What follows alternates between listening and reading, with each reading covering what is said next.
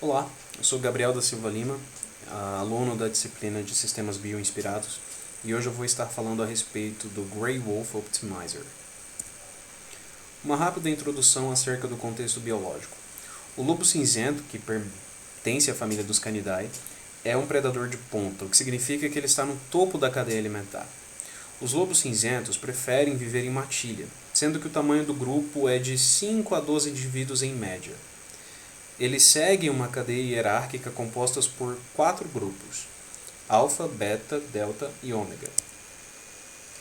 O alfa é o principal responsável pela tomada de decisões sobre caça, local de dormir, hora de acordar e assim por diante. Ele é o líder da matilha. Apesar que ainda existe um certo nível de democracia, né? Os alfas podem levar em conta as decisões dos betas, por exemplo. Os betas, por sua vez, são subordinados ao alfa na tomada de decisões, mas eles os ajudam em atividades ou até mesmo nas decisões de caça. São os melhores candidatos a se tornarem o próximo alfa quando o alfa atual vier a falecer.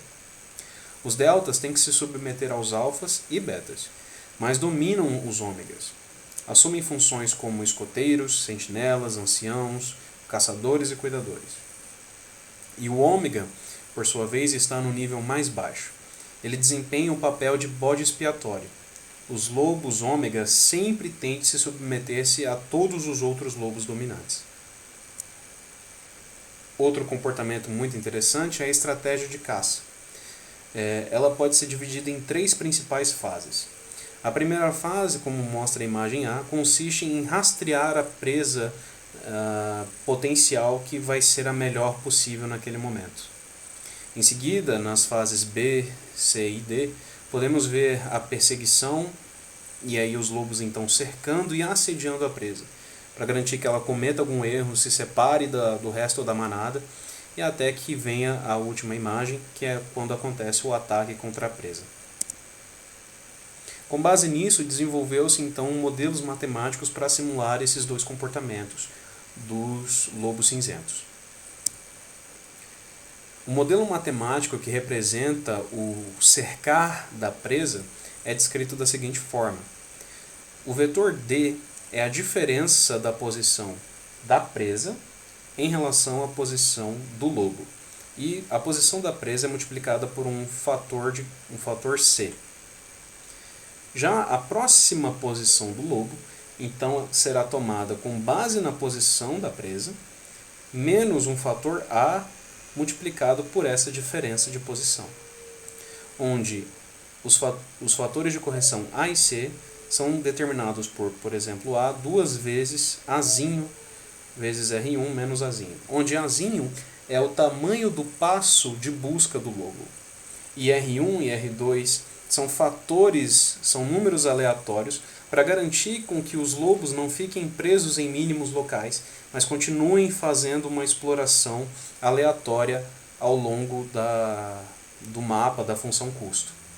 E conforme A vai reduzindo linearmente entre 2 e 0, esse tamanho de busca vai reduzindo também. Já o modelo para a estrutura social se baseia no fato de que o alfa vai representar a melhor solução, o melhor candidato, enquanto o beta o segundo melhor e o delta o terceiro melhor. Então, as demais posições dos agentes, incluindo os ômegas, será feita com base nessas posições dos lobos superiores. Então, aqui, ao ver a posição do alfa, do beta e do delta, o ômega chega à conclusão que essa região é a provável região onde está o melhor mínimo local ou onde estaria a presa. Então, fazendo uma rápida demonstração desse comportamento de caça e do comportamento social, para que possa ver melhor o funcionamento do algoritmo.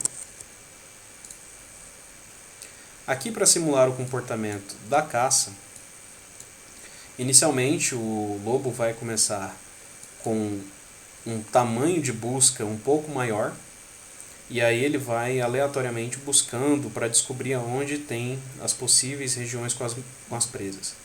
Conforme o tamanho de A vai reduzindo, ele vai convergindo cada vez mais para um único ponto, e o tamanho da busca vai reduzindo.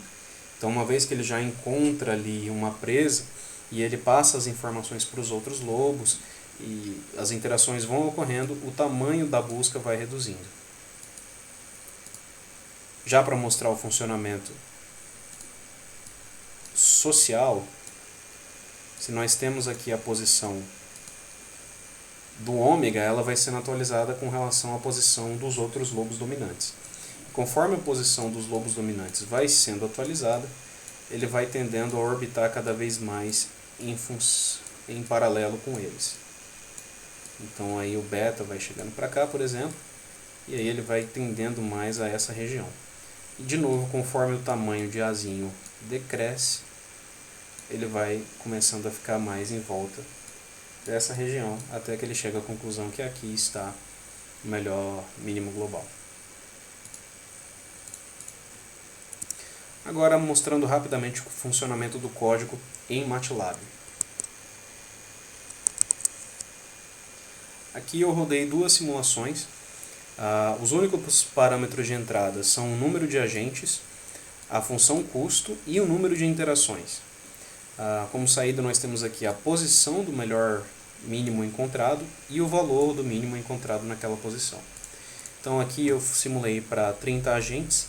Podemos ver que ali por volta do passo 300, da interação 300, eles já encontraram o melhor valor. E aqui para 50 agentes, também nesse caso, aconteceu por volta ali de 300 interações. O número pode ser alterado de agentes, como também o número de interações, e também podemos alterar a função custo a ser otimizada. Analisando algumas outras funções, por exemplo, nesse caso vemos que eles ficaram presos um tempo em um mínimo local, mas por terem esse fator de busca aleatória, eles conseguiram sair e encontrar novos mínimos, até que por volta da interação de número 500, eles encontraram o valor mínimo para esse caso. Para os outros casos, nós podemos ver que eles conseguem encontrar o mínimo até mais cedo, como esse aqui, por exemplo. Agora falando um pouco a respeito das aplicações. Uma das aplicações feitas com esse algoritmo foi o design de tensão de mola. É um problema de minimização que está sujeito a algumas restrições, como tensão de cisalhamento, frequência de surto e deflexão mínima. E existem três variáveis neste problema: o diâmetro do fio, o diâmetro médio da bobina e o número de espiras ativas, de bobinas ativas. Nessa tabela, chega-se à conclusão que o algoritmo encontra o design com um peso mínimo. Então ele supera algoritmos como o PSO, por exemplo, e encontra o melhor mínimo possível aqui. Essa é a bibliografia e muito obrigado.